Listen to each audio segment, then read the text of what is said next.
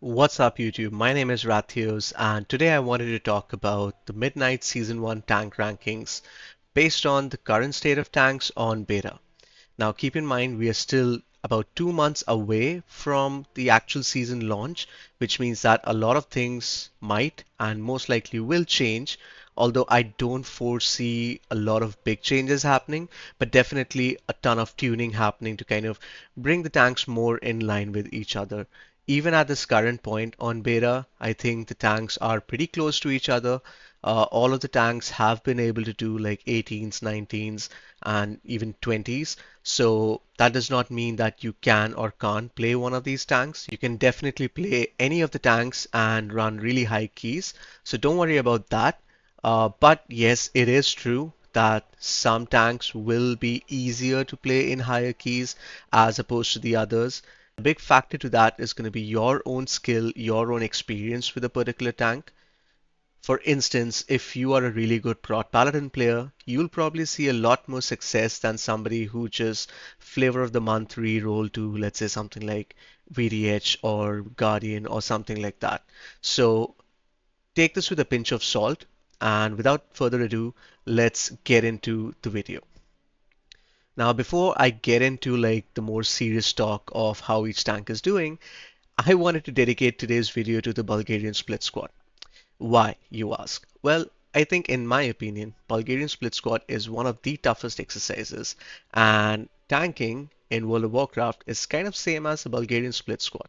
I think it's really tough, but it is also, at the end of the day, really good in terms of increasing your awareness about the game. Understanding how to actually run keys.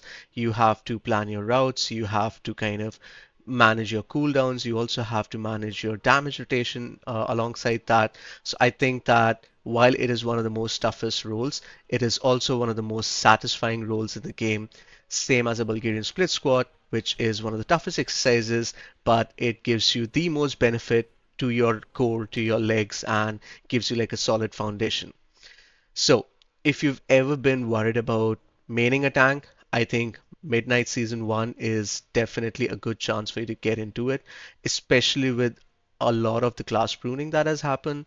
It has made the skill floor for a lot of these tanks quite a bit lower, which means it's going to be easier for pretty much anyone to get in and tank a key and start learning this role. With that said, let's get into what is the key criteria for timing a key, or what are some of the key criteria for timing a key. Now, based on my experience, there are four main criteria. The first one being defensives. Defensives are by far the biggest success factor for timing a key as a tank, because if you're not able to live through large packs, if you're not able to live through pulls, then your key is immediately bricked. The second most important factor is going to be damage. Now, going into midnight, a lot of the healer DPS has been pruned, which means that healers are going to be doing a lot less damage in keys. This makes tank damage even more important, even more critical in terms of being able to time a key.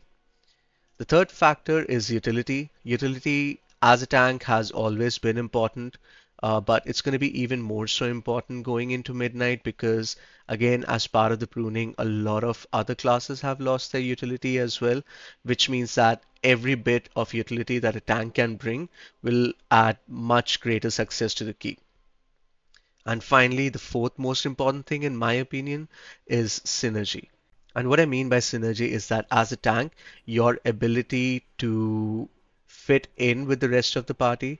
One good example can be druids. Druids bring Mark of the Wild, which is a versatility buff, which gives you like a 3% damage and 1.5% DR. This means that you can easily fit into pretty much any comp just based on your raid buff. Another example, another good example is going to be Vengeance Demon Hunter, which brings Chaos Brand, which is basically an increased magical damage. What that means is that with most of the specs doing majority magical damage in the game, you fit in quite easily with this. So synergy becomes really important. And if you look at something like Brewmaster Monk, on the other hand, which brings a physical damage debuff on the enemy, that only benefits few classes which do pure physical damage like Outlaw Rogue, PM Hunter, Feral Druid, and it doesn't really synergize in a lot of comps. And that's why we've seen that something like a physical comp is much more niche as compared to the Season 2 meta or the Season 3 meta of War Within. Moving on then, let's first understand what is changing in Season 1. I think it's really important to understand this as we go into the tank rankings. And one of the biggest changes is that there's significantly less bolt slop. I know this has been a terminology thrown all over the internet on like this World of Warcraft, Mythic Plus dungeons and stuff, but to put quite simply, there's a bunch of mobs in dungeons like Priory or Halls of Atonement where you've got these bunch of caster mobs in every pull. For example, if you go towards the left side on Halls of Atonement, you've got a few obliterators which are constantly targeting you with bolts. So mobs like these were littered across different packs and multiple of them, which meant that having enough stops, AoE stops or single target stops, were really important in the success for a key. Now, going into midnight, this has been significantly reduced, which means that you don't really need as many stops as you needed in the War Within, which is a good thing. What this means is that a few other tanks will definitely get a better chance to shine. Healers are doing significantly less damage as we go into midnight. This makes tank damage even more important. I know I've covered this in the past, but I just wanted to go over it again. And the next one is the defensive pruning of classes. Now, a lot of classes like mages have lost a bunch of defensives. Shamans even have lost a few defensives, which means that a, a class like Shaman, which is already squishy in the War Within, becomes even more squishy going into midnight. This means that if you have a tank, or rather, if you're playing a tank that can do some off healing, that's going to be an added advantage. If you have a tank that can pop like a Blessing of Sacrifice on you, like Prot Paladin, that's going to be an added advantage, especially when it comes to meeting some of the more stricter healing checks as you go into higher and higher keys. Next one is crowd control. We covered this briefly when we talked about utility and synergy. I think this is still going to be important because what this does is that if you have AOE/CC, you have the ability to kind of do bigger pulls.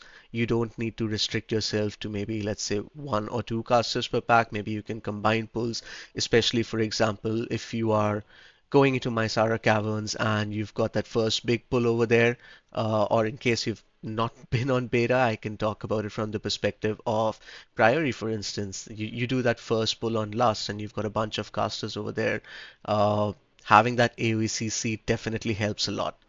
And it's going to continue to be the case going into midnight, although not as pronounced. Finally, we've got dispels and the ability to break roots and snares. Dungeons like Mysara Caverns, Magis's Terrace, and Pit of Sauron, they have a bunch of roots and snares which can really hurt you. So being a tank that can bring these tools is going to be really important. Think of something like Blessing of Freedom, or think of something like Tiger's Lust. If you're playing with a healer like a priest, or a class that does not have the ability to break roots and snares, this is going to be like really helpful to be able to progress the dungeon at a faster pace and more safely, more importantly. And hand in hand with that goes dispels. You have quite a few dungeons where you require poison and curse dispels, and some tanks are able to bring that. For example, Prot Paladin brings the poison dispel. You've got Brewmaster, you've got Guardian Druid. Having a dispel just makes things that much more easier. And I think like going into midnight, this is going to be a pretty big advantage to bring as a tank. Moving on then, we are now going to try and score each tank on how they perform on each of the criteria I mentioned before. Just to recap, this is going to be defensives, damage, utility, and synergy. Now, I've tried to rate this on a scale of 1 to 10. Now, talking first about Blood Decay, I think in terms of defensives, it suffers from the same problem it always has. It's a pretty reactive tank. The way you mitigate damage is by self-healing, which means that you are going to be at risk of one-shots again as you go into higher keys. There's also a few dungeons where you get slapped with like a big heal absorb, which kind of nullifies the self-healing ability of Blood Decay, or at least, limits it to quite a big extent. and I think that gives it like a little bit of a disadvantage compared to the other tanks on this list. In terms of damage, it still does quite low damage. It got like a 15% aura buff, but then it's relative to other tanks, it's still on the lower side. And I think like it needs a bit more. That's it. I mean, it just needs a bit more of a damage buff right now to be able to kind of match up to the levels of DPS that some other tanks are doing. In terms of utility, yes, it brings silence grip, but it doesn't really bring a strong raid buff. And I know that Blizzard keeps saying that, grips are a raid buff, but I mean, come on, who are we kidding, right? Uh, and finally, when talking about synergy, there's really not much that a Blood DK brings which allow it to synergize better into a group, especially when you compare it to something like Guardian Druid or Vengeance Demon Hunter. It really doesn't bring the same level of synergy into a group that these other tanks do. Next, talking about Prot Paladin, I think like defensive wise, they got a lot of buffs, but it's still not up to the mark. And what I mean by that is there are other tanks on this list which are definitely more tanky than Prot Paladin. The other thing to consider is that we lost a bunch of stuff from War Within. For example, Consecration does not give you DR anymore. And while I think that's a good thing that you don't have to stand in your Consecration all the time, there was no compensatory buff in terms of defensives for Prot Paladin, or at least not enough. To top it off, another reason why I have scored it a bit low over here in terms of defensives is that in order to be able to survive some of the highest keys, you need to be really good in terms of rotating your defensives. Now, when it comes to damage, Prot Paladin currently does a lot of damage. And while it is true that it has some of the highest damage, at the same time, there are dungeons where you would be choosing Sentinel over Crit Wings. And I think that kind of limits your damage potential. Talking about utility, I think Prot Paladin brings some of the best utility in the game. You've got Blessing of Sacrifice, Blessing of Protection, you've got Bubble Taunt, you've got Lay on Hands, and I think based on my experience bugging a bunch of keys on Midnight Beta, uh, there's a lot you can do to save your key from wiping. And, you know, when your healer is about to die and you slap like a Blessing of Sacrifice and top them up with like a Lay on Hands or something, you are saving a lot of time in that key. And that is why I think Prot Paladin utility is some of the best. Talking about synergy, again, it does not bring a lot which allows it to synergize with the rest of the classes. It basically brings Devo Aura. Other than that, I don't think it brings anything that adds value to the other specs or other classes in your group. And again, it's not that it has a lack of it per se, but it's just that there are other tanks which can do a lot better. Next up, we've got Prot Warrior. Now, Prot Warrior is pretty tanky. I think when it comes to physical damage, it is like one of the best to survive against physical damage, but then does not have a lot of self-sustain, does not do really well against magical damage. I think some of the defensive toolkit that it lost from War Within to Midnight has really kind of like given it a bit of a disadvantage. But that said, I think if you've got like a strong healer in a group, like a Rested Druid or a Disciplined Priest or something, you're not really going to struggle as much. When it comes to damage, I don't think that Prot Warrior damage is anything to write home about. Yes, it does pretty good damage, pretty decent damage in fact, and maybe giving it a score at par with Blood DK is bit understated, but then I still feel like Prot Warrior right now could do a bit more damage, and maybe it's just me who's not able to extract the most damage out of it. You can let me know in the comments, but I really didn't enjoy doing DPS as a Prot Warrior.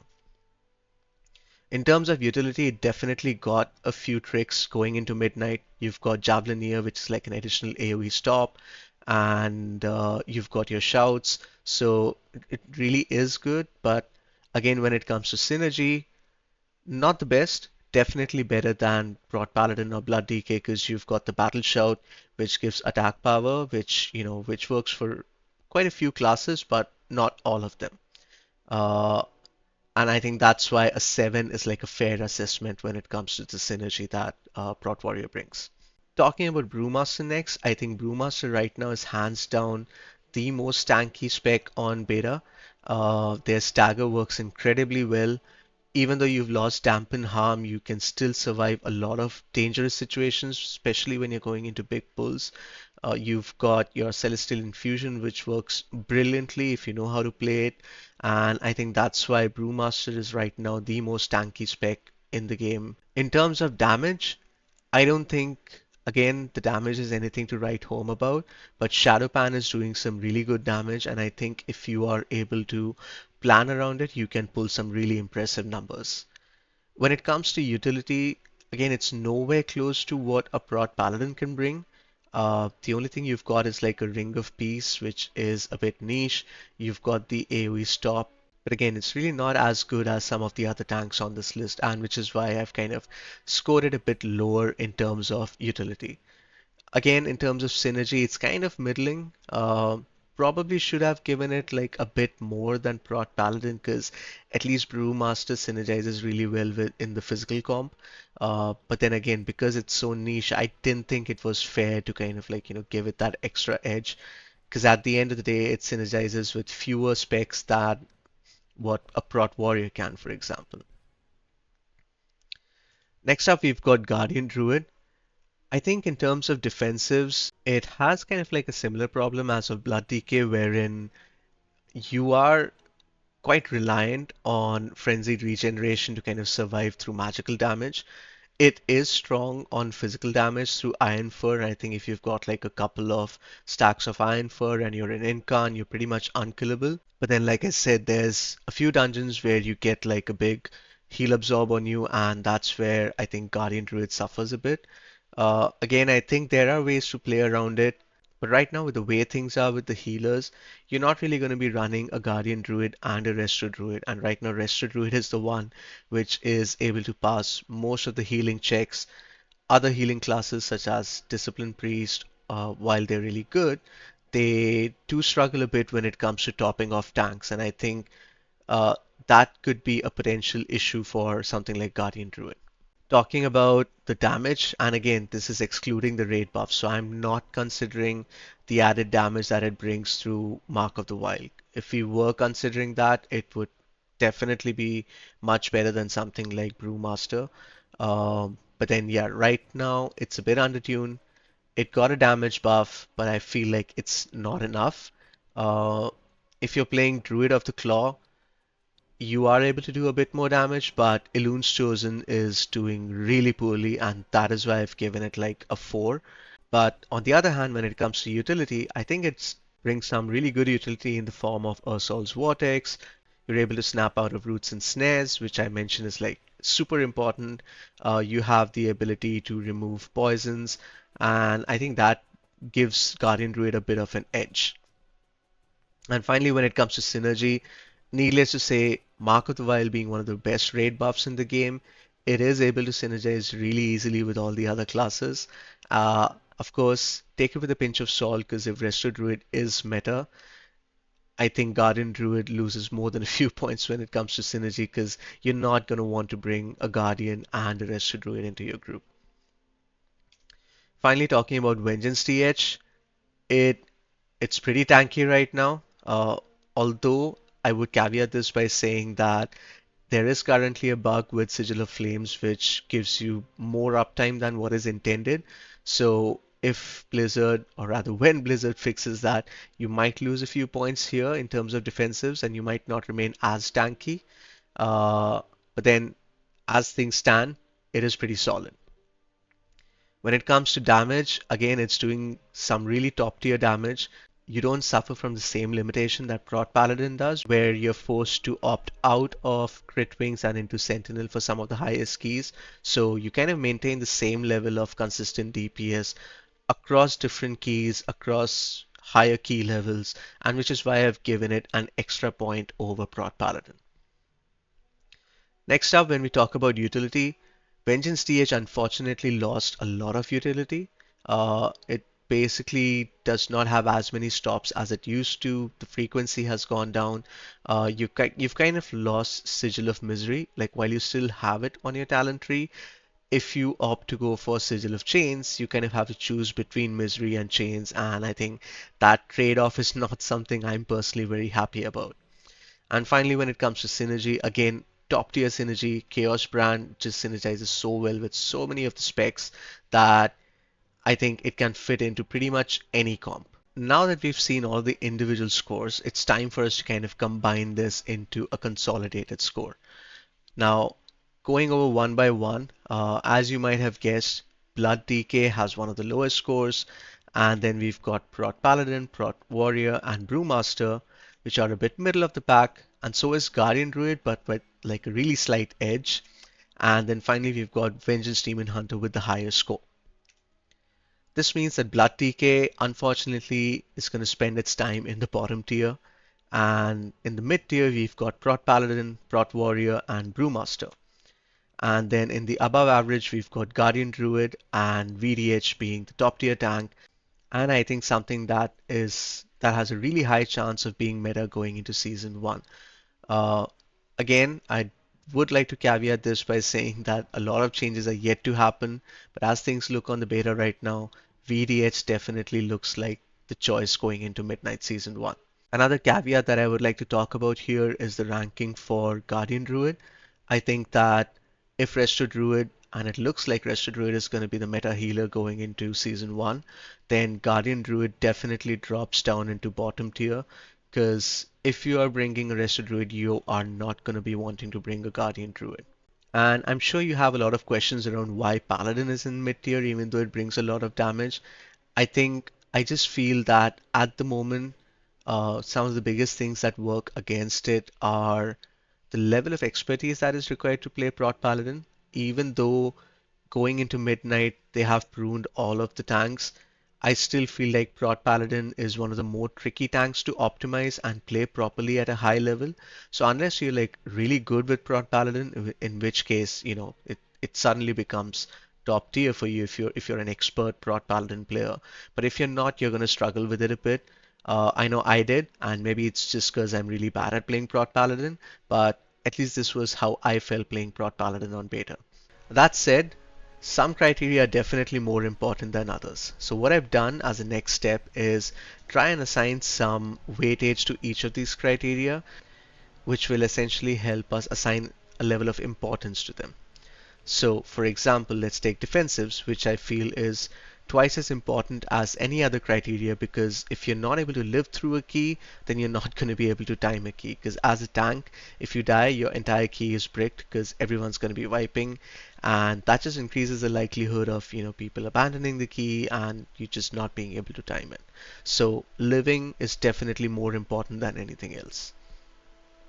Next up, we've got damage. Now, I know I've said that, healer damage is going down and tank damage is going to be important, but right now, it's more important for you to live than to be able to do damage. You can always get that extra bit of damage from getting a different DPS, but defensive is something that's going to come down to you, and that's why it's way more important than damage. Next up, we've got utility, which I've assigned like a 1.25 because I feel like, yes, bringing utility is important, definitely more important than the amount of damage you bring, but it's not nearly as important as the ability to live through packs. And then finally, we've got synergy. And I think that synergy lives somewhere between the defensives and the amount of damage you can do, simply because when we talk about synergy, we also talk about things like the raid buff it brings. And when we talk about tanks like Guardian Druid and VDH, they not only bring their own damage, but they're also amping up the damage of the rest of the people in your party, which means that you're sort of indirectly adding damage. And I think like this is why synergy matters. Now, with each criteria weighted accordingly, we've got updated scores. Now, I'm not going to go over and talk over each of them like I did before. I'll just quickly run through these, but essentially this is what the outcome looks like. We still have Brewmaster as one of the highest scores in terms of defensiveness, but when it comes to damage, I think right now we've got VDH and Prot Pala doing some of the highest damage right now. And then in terms of utility, I think Bear takes the cake, and you can see a close second is something like Prot Warrior and Prot Paladin. And finally, when it comes to synergy, we've got Guardian Druid and VDH again taking over the cake just because of the raid buffs that they bring. Now, if I was to consolidate these into like updated scores, then that would look something like this. We still have Blood DK being a little bit, or rather significantly lower than the other tanks. We've got Prot Paladin, Prot Warrior, Brewmaster, Guardian Druid, all of these pretty much middle of the pack. And then finally we've got VDH again with some of the highest scores. This just goes to show that right now VDH is doing really well in terms of the synergy it brings, the defensives, the damage, and it's pretty much a complete package. In terms of how the tier lists have shifted as a result of this, Blood DK remains at the bottom tier. We've got Prot Paladin still sitting in mid tier, although not by a lot.